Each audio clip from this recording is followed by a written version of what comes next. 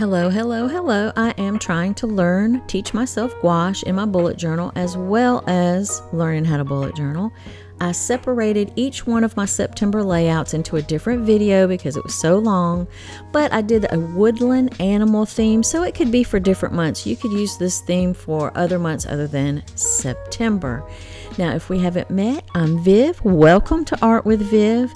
And I am just going to show you a few of the things that I learned and show you how I went about doing my monthly overview layout.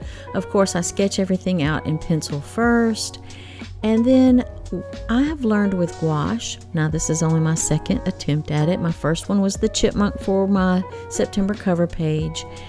So I am very brand new at this. So what I'm doing is I have thinned out my gouache to be thin enough to spread, but it still is a little bit streaky, which is fine because the one thing I have learned about gouache and love about gouache that is different than watercolor is you can layer on top and it smooths out that, you can get rid of all those streaks by layering your colors on top of each other. So I'm not even worried about the streaky undertone. I'm doing a nice medium brown here. And yes, it is streaky. That's fine with me. I'm going to add more layers and that will help smooth that out. Of course, I'm doing his beautiful little brown eye. Well, it's sort of a dark brown, almost black. I left a little white for the highlight in the eye. Now I'm taking a darker brown, painting on those ears. I've also switched my brush to a detail, and those are golden maple detail brushes. I really like those. You can use them for acrylic, watercolor, gouache, so they're really versatile and I like the way that they handle. I like them for watercolor and gouache. That's the only thing I've used them for so far. I haven't been painting in acrylic lately. So I've got those little ears all darkened up. And again, you can do this in layers. It dries really quickly. That is one thing I was kind of surprised at how quickly gouache does dry. It did not bleed through to the other side of the page, and this is not thick paper. It's, I think, 160 grams or whatever. I mean, it's not thick paper. It's just normal journal, bullet journal paper. So now I'm coming back in. I am putting in some darker areas right on top of that mid-tone. You see inside of the ears, I took a little creamy yellow to do the inside fur of his ears. You see on his little chest, I've got the creamy yellow there. Now I'm taking that darker tone that I used for his eyes and the tips of his ears, and I'm painting in his little nose, his little mouth. And I also did that sort of shadowy line under the chin just to define his face from his body. And now I'm coming in with some more darker colors, and that I just love this gouache. I love that you can just build it up and build it up. But the beauty of it is those layers that you do on the bottom, if you come back with your wet paint, they'll sort of blend into it. So you're almost just blending right on the paper with your gouache, and it doesn't look muddy unless you're using complementary colors. That might get a little bit muddy. You'll have to use a little more care for that. But if you're doing the same color and you're just layering a darker or lighter colors on top of it, it blends beautifully. I'm starting to kind of fall in love with gouache. This is only my second try at it, and I'm kind of falling in love with it. Of course, I'm still learning. It's brand new to me. Now I'm coming in with a lighter gouache, almost a white. That is one thing about the white, whereas I love that it blends, it reactivates and blends with colors when you're trying to blend similar colors. When you do put the white on, unless you've made sure that that underlayer is completely dry and you've got thick white on your brush, some of that undercolor will reactivate and sort of seep into the white, so the white might turn a little bit yellow or tan or whatever color that you have under it. It will seep into the white, at least with what I have. Now, I have not tried P.H. Martin's bleed proof white with my gouache yet. Maybe I will try that next and see if it still bleeds into that. It's supposed to be bleed proof, we'll see. But for now, I'm just using regular gouache. I've got Winsor & Newton on my palette, and I've just got a basic set. I don't have a lot of colors. yet, because I'm just learning. Before I wanted to invest in any more colors or make a huge investment in gouache, I wanted to make sure it was something that I enjoyed. And I suggest you do that with any type of medium. If you're not sure that you're going to stick with it, or not sure if it's going to be sort of your cup of tea, then I suggest getting just the very basics and start with that. You'd be surprised what you can do with just a red, blue, and yellow of a certain medium. You can mix almost all colors. Now, if you have 2 reds, 2 blues, and 2 yellows, you are golden. If you have a warm and a cool version of each of the primaries, golden. You can mix practically anything, pretty much. So any color that you would need. Now here I have just gone in and I've sort of outlined his legs, outlined around where I wanted the shadows to be.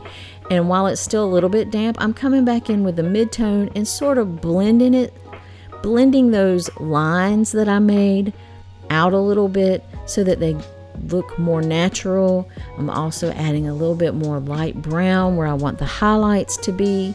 This is like painting the exact opposite of watercolor, where watercolor you want to preserve those whites and you want to go slowly with your layering your darks. You want to start out with all your lights and then layer slowly to get your dark colors. In gouache, I have found it's the exact opposite. It works better if I go dark first and then layer on the lighter colors as I go until I end up with the highlights being the last thing that I apply. So it is the exact opposite of watercolor, but I'm loving it. I am loving it. It does remind me a little bit of acrylic, except for acrylic, once you put that on the paper, it's not reactivating. It is done. It is dry. It is there. You have to completely paint over it. It's not going to blend with the next layer unless it's still wet.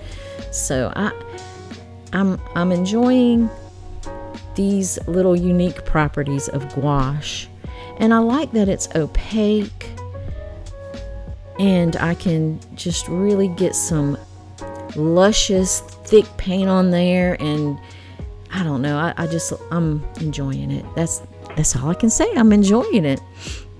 Whereas watercolor, though, I really enjoy the transparency of watercolor, especially if you use those rich colors and it looks like stained glass sometimes, the way the white of the paper shines through the watercolor. But this is a nice little change from watercolor. Now you see I'm blending down his body. He's darker on his back, and I'm just blending lighter colors in. I'm coming back and adding more white to his tail. His little tail is under his leg, so it's kind of peeking through. Adding a little bit more white to his chest. Again, every time I add white, some of that darker color seeps into it. I am going to try, in some of my paintings of gouache, I'm going to try to use the P.H. Martin's Bleed Proof White and see how that goes. Now I'm just adding my lightest color that I want for my highlights here, adding them all around. That's giving it some dimension. Now I'm not trying to make it, photorealistic. I just want you to know that this is a little baby deer. He's laying down, and that's it. And that's what I've got here. I'm not trying to get fancy. I just want an idea of a little deer, and I think I've done pretty good. It's more illustrative than it is realistic. Now I'm just going in with some greenery, and I really like this color green that I've mixed. It's sort of an olivey green, and I'm going to do like some ferns, a few little foliages, and I'm just doing that with just sort of like a little scumbling, those little scriggly brush marks going down, just going down that stem, drawing my stem first and then going small at the top and then sort of spreading out as I go further down the stem, making those little side leaves longer and thicker. And then I got a little blue green because I thought it would look good with the orangey color of the fawn of the little baby deer. So I'm just going to keep filling in all around with some colors. Now I stuck with green. I didn't want to put in yellows and golds and all the like fall leaf colors. I'm trying to keep it as simple as possible to start off with, not trying to get too fancy with it. Again, I'm just learning, and usually it's better if you try to stay simple when you first learn and just sort of expand from there. That's my suggestion. Start with something simple. I probably should have started like what I did when I learned how to draw and all that. I started with apples and pears. That's what I started with. That's what I learned to shadow and draw and paint. And that's what I practiced on, that and little boxes. But I think I'm a little past that. So I did start with like actual animals with my gouache, because I do have a good understanding of light and shadow and how it reacts and how it sort of moves around different shaped objects. So I'm good there. I didn't think I needed to start with it, but probably would have been just fine if I had. I would have learned a lot. So here I'm just finishing up with just the different foliages, and of course I've alternated like some of the blue green with some of that sort of olivey green. And you can see I even painted one of the ferns sort of coming over the body of the gouache, of the deer. And that is one of those good things about gouache, is you can paint light over dark, whereas in watercolor you can't. So I'm just having fun with the different qualities of gouache that I'm learning about. Now I'm just putting in some shadow. That just gives a little extra dimension, just coming back in there with some darker greens. And I'm not even doing like, I'm just putting dots in there to look like shadows. I'm letting the viewer's brain do the work. People's brains are amazing. If you just suggest something to them, usually the brain fills in all of the, details. You just give it a suggestion and it will run with it. Now I got my Posca pen, because I know that color won't bleed through on that Posca pen. It's an acrylic pen. And I am just doing all the little white areas because I want those to pop. And my gouache was just blending down with those undercolors, so I opted for my Posca pen to make sure that I got some bright white highlights in there. And that's all I'm doing with this pen, is I'm just coming in and adding the whitest whites that I couldn't get with my gouache, because I haven't really learned how to use it perfectly yet. And then at the top on the other page, I did a little fawn sleeping. We're not going to go through every little detail like I did with the other one, but again, you see I did the same thing. I've got sort of a mid-tone as the base, and then I'm going in with my lights and my darks. I'm painting his little eye, leaving a white space for the highlight, leaving the area around his eye lighter, under his chin, using that same color that I used for his eye as his nose. Here I have already put another layer on, and I've outlined it with that darker brown to give everything definition. And then I'm coming over top and blending that into the body so that it looks more like a shadow and not just lines that I drew around the little deer. And again, I went from mid-tone then to really dark, and now I'm doing my lighter mid-tones and my lights and just sort of blending it out right on the paper. And that's giving it shape, giving him shape and dimension and volume. And I like these little deer. They came out pretty good. They're not great, but they're pretty good. They're good for my journal, and they're good for my second attempt at gouache, so I'm happy with them. And that's all that matters. If you are happy with your artwork, don't worry about what anybody else says about your artwork. Don't worry about it. Your art is to make you happy. It's about the process. It's about learning. It's not about what other people say. People say stuff to me all the time about my art. I'm like, well, you can move on and look at somebody else's art if you don't like my art. I'm not forcing you to look at it, and you're not going to stop me from making art by making bad comments on it. I'm just going to keep on doing me and not worry about you. And I hope that you don't let other people stop you from making art. Don't worry about the haters. You just make yourself happy and you enjoy that process. So here I am adding some of that foliage, just like I did around my little deer, so that he doesn't look like he's just floating in space. So we're giving him a little grounding and giving him some different shapes so that he looks like he's sort of in a little bed of grass and leaves. He's hiding out from the wolves and the wild animals out there that want to eat him. He's all snuggled down, nice and cuddly. His mama left him here so that he could be safe. And I finished the foliage. Now again, I'm coming with my Posca pen. I'm adding the highlights where I want it to be really bright. And I'm also putting his little dots on his back. That helps camouflage him. It looks like dappled sunlight to a predator, especially if he's in the shade. And I'm liking how he came out. Yeah, I like these little deer. I think I'm going to do more gouache. I'm thinking about giving myself a 30-day challenge and doing, you know, something like that. Now I've switched over to my watercolor markers, and I'm trying to do like an ombre type thing for the word September. So I'm going with like a light green, trying to match some of that foliage color at the very top part of the letters. Then I'm going to a more brownish green. Again, I'm trying to think of fall colors. And I'm also trying to keep it simple with just using greens and browns so that it doesn't get to be just too much too fast.